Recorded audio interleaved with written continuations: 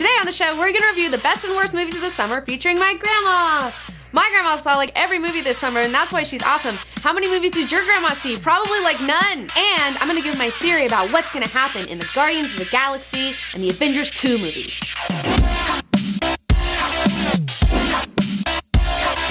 It's party time.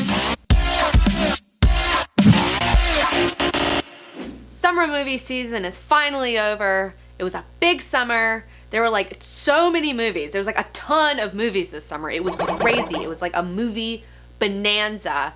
And some of them were huge hits. Some of them were utter failures. But I'd say overall it was a lot of fun. Prometheus.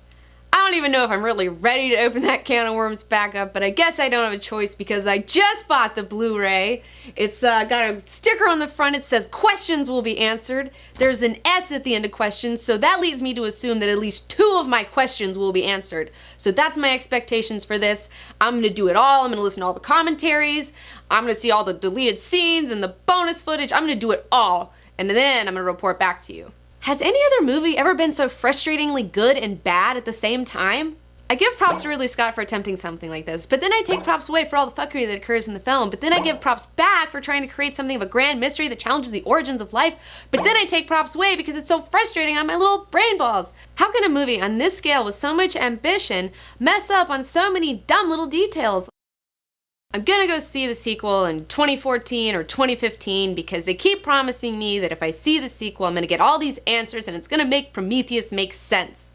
But I just kind of feel like it's gonna be like one of those situations where you go back with your shitty ex who used to beat you and like you just can't help yourself and like you know you're gonna get popped again, but like you can't help it, you just do it, you go back. Cabin in the Woods is not a horror movie. It is an homage to horror movies. It is a love letter, a comedic love letter to the genre that is horror movies. So if you went into this movie with the expectations that you're going to see a horror movie, then you may or may not have gotten kind of bummed out by it. But you shouldn't think like that because that's not what it is. And if you quit thinking like that, you will totally enjoy this film way more. Cabin in the Woods has a 91% on Rotten Tomatoes, and that's like unheard of in the horror movie genre. Not to mention this movie was co-written and produced by Joss Whedon of the Avengers fame. That guy knows what he's doing. You should see his stuff. As a horror connoisseur, I really enjoyed Cabin in the Woods. I had a lot of fun with it. I loved picking out all the little things, like you saw the little Evil Dead thing, and then you saw the little thing that was like from Hellraiser that looked like the puzzle box, references to Japanese horror. I mean, it was just so much fun. I really enjoyed it. Spoiler alert. Spoiler alert. Joss Whedon constantly flips your expectations in the film. The premise for the film is that you as a viewer have set expectations for a horror genre movie film, specifically one that will be titled Cabin in the Woods. We've all seen this scenario play out multiple times. And he uses that as an advantage. Well, he's kind of manipulating you because he knows what you think is going to happen. So because he knows what you think is going to happen, he like flips it around and like turns it into something else and totally surprises you, which is a lot of fun. A lot of people didn't like this film because they saw the trailer. And from the trailer, because they didn't want to spoil the premise of the movie for anyone, it made it look just like a regular horror film. So, as I said earlier, people went into this film with expectations that they're just going to see a Cabin in the Woods type movie, and that is not what they got. And expectations are the killer. You can't watch trailers, okay? Just don't do it, because it totally ruins your expectations. Like, there's people who don't like the movie Drive because the trailer made it look like Fast and Furious, but it wasn't anything like that. That happened with Lady in the Water, too. The trailer made it look like a horror movie in one, like a supernatural thriller thing in another, and like a romance movie. It was terrible. Like, none of the trailers did any justice to this film. Same for Cabin in the Woods. I didn't even want to go see Cabin in the Woods because I saw the trailer and I thought the trailer looked stupid. I thought it looked like another stupid horror movie. But then everybody was just telling me how good it was and like it was getting these rave reviews, so I was like, well, I guess I should give it a chance. And I'm really glad that I did. Don't watch trailers. They totally ruin you for movies. This film wants you to have lower expectations so that it can take you by surprise. It's like a rope-a-dope of a film. This movie did not make a lot of money. A lot of people didn't go see it. You probably didn't go see it. You should go see it. But don't go into it thinking that it's going to be a scary horror film, because it is not that in any way, shape, or form. And people who haven't seen a lot of horror movies, people who aren't familiar with all the different tropes, maybe they're not going to appreciate it as much as people who have seen a lot of horror movies. I mean, it's just like you just have to have a love for horror movies in the first place to really really like it, to really love it. I mean, it's the one thing I heard about it was that it was a love letter to horror films. That's what got me into the theater. Hearing the term, it is a love letter to horror films. And I love horror films, and I want to get in on that love letter, and I'm glad that I did. It's a movie watcher's movie. Total Recall is a remake of the 1990 film with Arnold Schwarzenegger that we all know and love. That movie even won an Academy Award for Best Special Effects, okay, that year. That's how great this movie is. Now, this time around, Total Recall 2012 stars a parking cone and a cardboard box. This movie has like so much action, but there's just very little character, and it leaves you with this just bland taste in your mouth. What did you think of Total Recall, Grandma? Number one, I know you can't go through the core of the earth. I mean, that just was too ridiculous. Now the backgrounds, the set designs, the tech was awesome in this film. This film looked beautiful. So beautiful, in fact, that I wanted like cardboard box and parking cone to like get out of the way so I could see like the cool sex bot over there. Like I really wanted to see that. It looked a lot like Blade Runner. It was ripping it off a little bit, but I didn't even mind it because I just love being in Blade Runner world, and I don't even care if someone's ripping it off. Like I just want to see that shit because it's so awesome, okay? I want to live in Blade Runner world. Hopefully it happens. I love seeing the cube-based floating blocks of city. That was awesome. I love seeing the mag car like drop down and then like smash the car below it. That was great. And I'm just so sad that all these wonderful things are wasted on such a forgettable movie. Oh, that movie. Like they just had no character. Like what was Kate Beckinsale's problem? Like she was like a Terminator. She just like kept coming at him and just like wouldn't stop. I had no reason, like, why did she hate him so much? I have no idea. Even Bryan Cranston, like, couldn't save this film. Like, they didn't even give him anything fun to do, and he's amazing. Open your mind. Overall, this film just didn't work for me. I have to have characters that I care about and that I can relate to on some level, and that just wasn't there in this film. It was absent. Even though it was beautiful and they tried, I mean, the designers really did a great job with it, but it just didn't work. In this case, the first time was the charm. Didn't need a second time. Just like RoboCop. Open your mind. The Hunger Games. It was a good film. It's E for everyone. It really doesn't need my help to promote it because people were like lined up outside at midnight at Best Buy to like go buy it on DVD. So there's really not much I really need to say about it. It's good. It's good for what it is. I enjoyed it. I do prefer Battle Royale and Running Man a little bit more, but it's fine. What did you think of The Hunger Games, Grandma? I think it had a great deal of truth in it. It's a divided society, and that's what we're living today. And it's very truthful. And, you know, there's an elite, and then there's the rest, and that's where we're headed. I am amazed at people that can't fake truth. The Avengers. We all know it's really good. I don't really need to talk about it. It's raised the bar for superhero movies. It's comic book movies 2.0. This is what you get when you put somebody in charge of something that they actually care about and they're not just trying to make $1. This is what happens. And it makes tons of dollars, and that's great. Overall, Avengers was a movie that everybody enjoyed, including my grandma. What was your favorite part, Grandma? I loved when Hulk slung the... I know, I like he got his just dessert.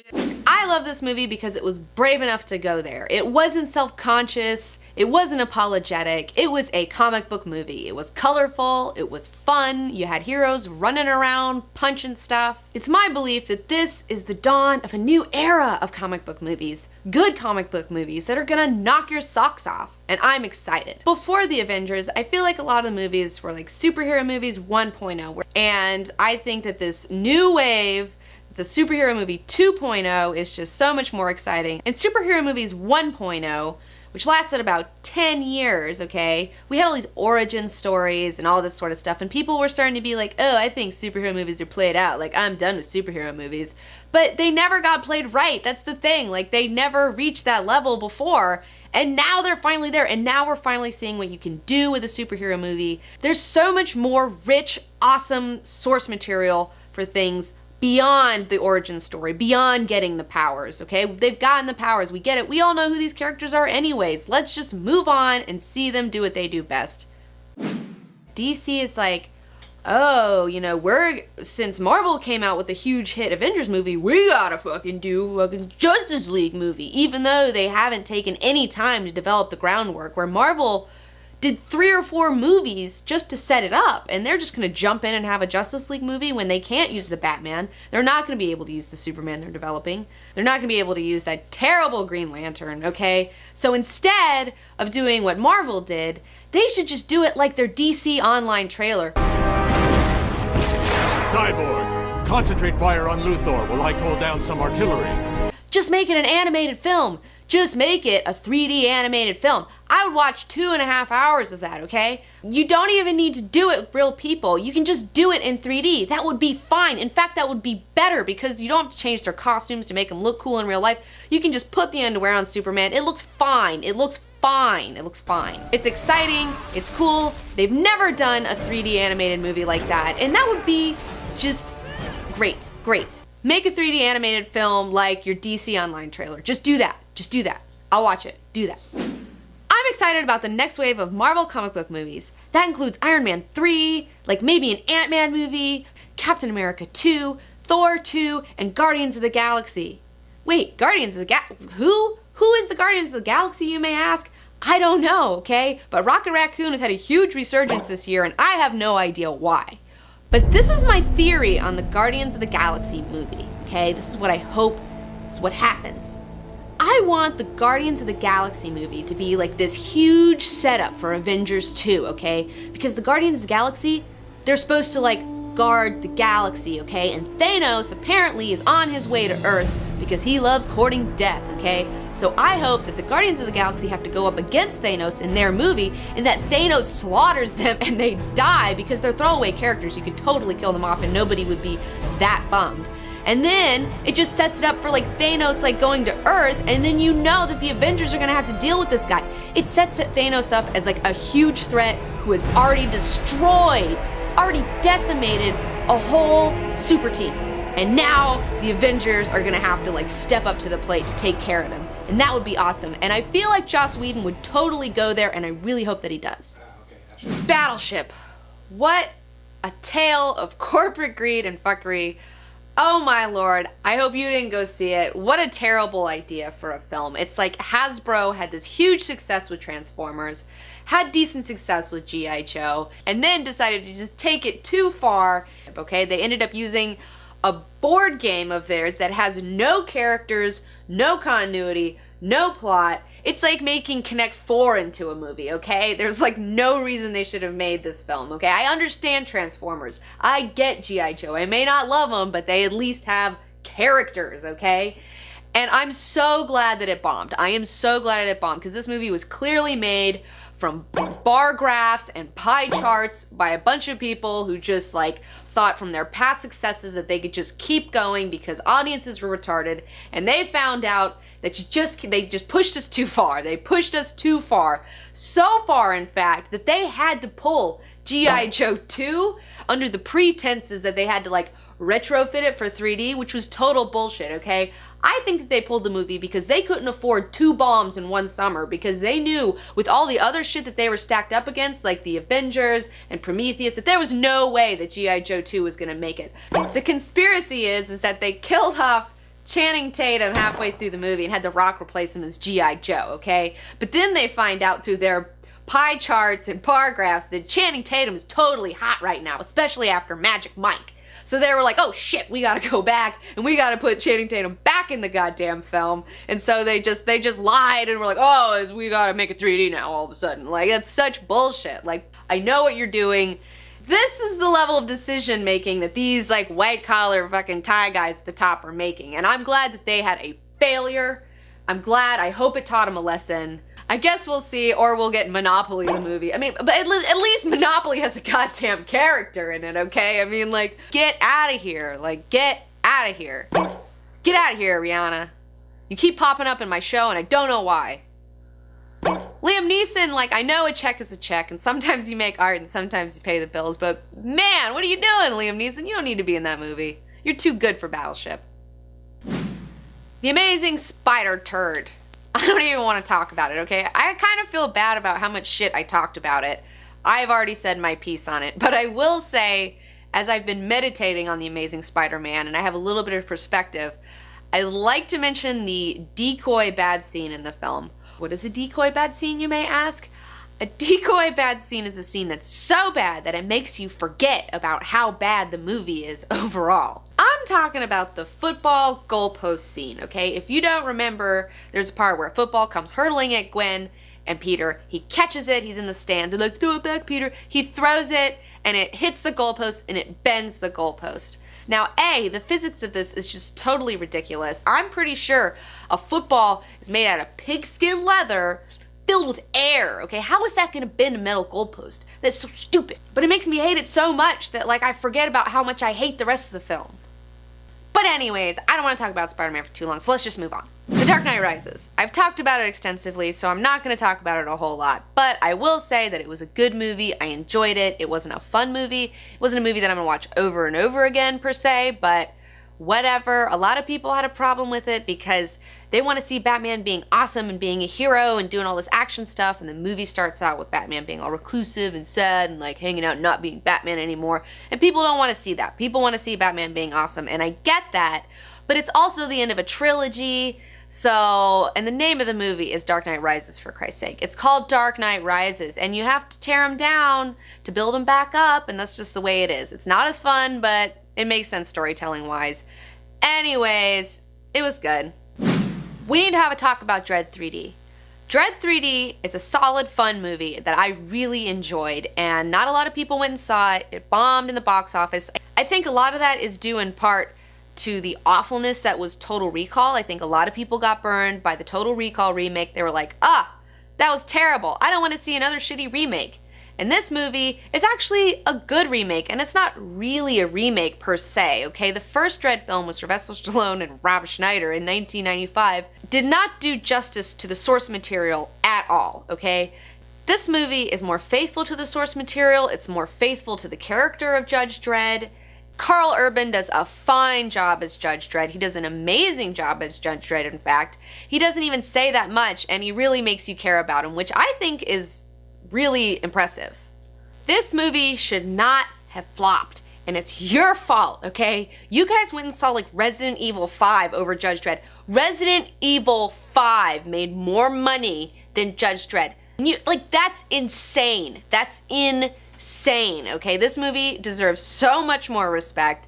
Not that it's groundbreaking, okay? Not that it's like the best thing you'll ever see, but it's a solid movie. It's a solid, fun movie that delivers what it promises. R-rated violence, fun, Dredd, running around, kicking people's asses. It was a lot of fun. I would totally watch the sequel, and it's totally better than most of the trash that you paid money for this summer. And you still have a chance, okay? It's still in the theaters. Go see it. Tell your friends. Everybody go see it. It's a lot of fun. Let's save Dredd. That's my new pet project. Let's save Dredd. I want to see a sequel. I want to see Carl Urban again. He was fantastic. If this movie makes no money, it teaches the Hollywood bigwigs that they can't take chances on smaller characters. And that's a shame. Another factor working against Dredd is the fact that Raid Redemption came out earlier this summer.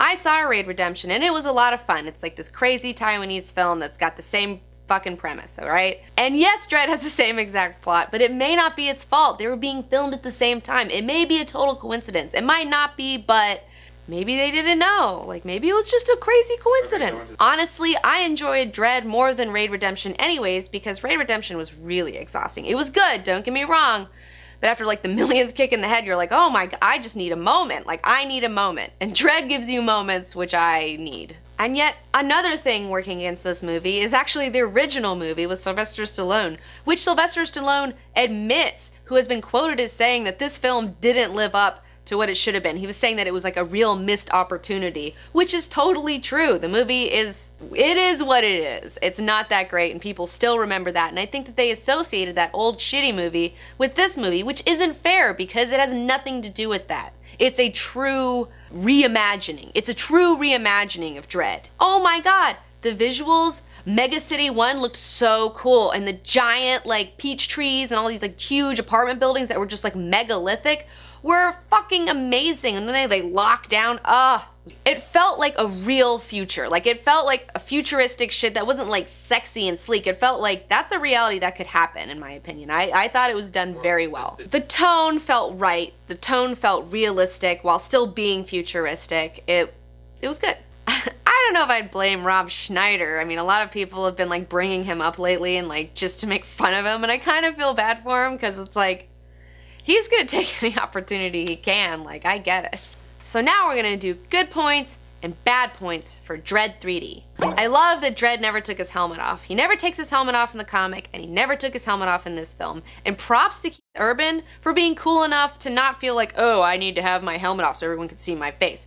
Good for you, man. Stallone regretted it, and I'm glad that Urban didn't make the same mistake. I have no problems with even one scene in this movie, okay? There's not one scene that sticks out to me that I can think of that I'm like, ugh, I hated that scene. And usually I can think of at least one or two that like really bother me. Spider-Man. The action scenes are done really well. I really enjoyed the realism of them. There's no people doing silly backflips, Matrix bullshit, wire fighting crap, okay? It was just realistic, R-rated violence, and that's what I wanted, and that's what they told me I was gonna get, and that's what I got, and I fucking appreciate that.